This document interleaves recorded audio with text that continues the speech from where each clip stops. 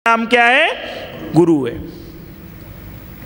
इसी प्रकार से आगे चीज क्या आती है? अब कहते हैं वो प्रभु कैसा है? बंधन रहित रक्षक है।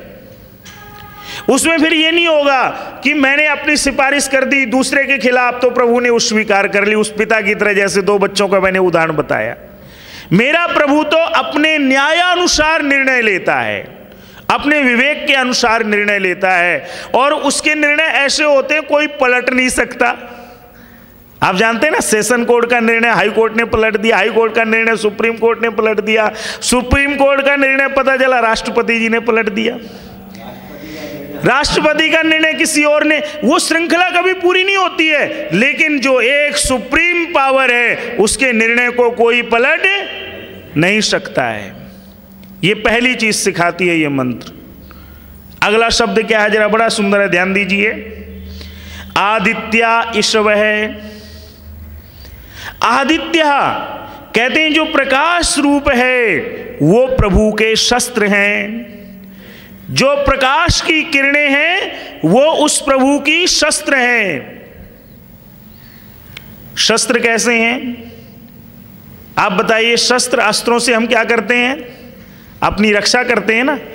पहला काम तो क्या करते हैं? हम अपनी रक्षा करते हैं। जब उस प्रभु की प्रकाश की किरणें हृदय में अनवरत प्रवाहमान रहती हैं तो हम अनजान अंधकार से, बोलिए बाबूजी, बच जाते हैं। वो ऐसी रक्षा देता है वो प्रभु।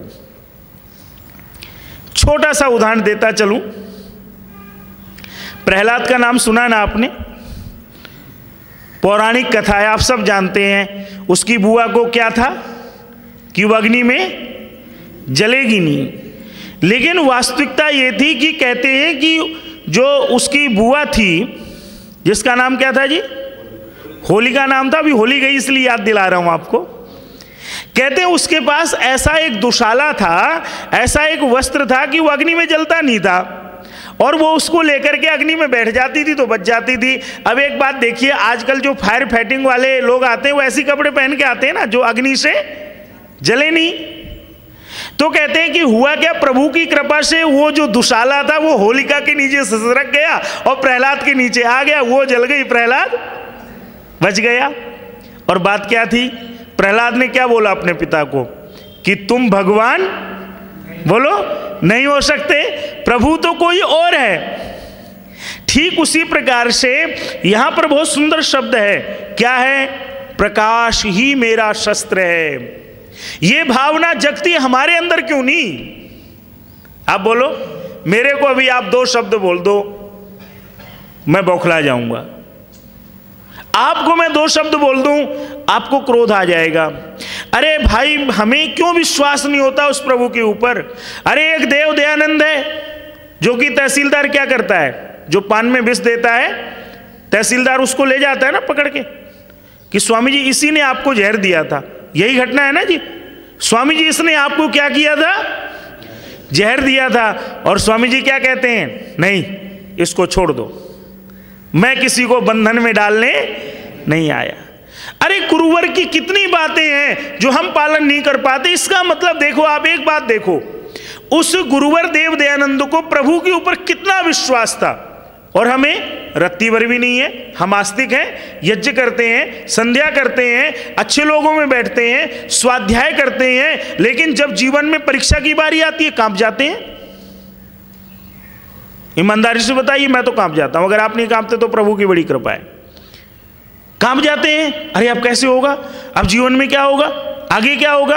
अरे भाई, इसका मतलब जो प्रभु प्रकट होना चाहिए किरणों के द्वारा, जैसे जब सूरज निकलता है और जब तक वो सूरज फैलता नहीं है तब तक सूरज की आभा आपको प्रकट नहीं होती है। ठीक उसी प्रकार से उस प्रभु की प्रकाश रूपी किरणें जब तक हृदय में प्रज्वलित नहीं होंगी तब तक उस प्रभु का विश्वास हमें नहीं होगा।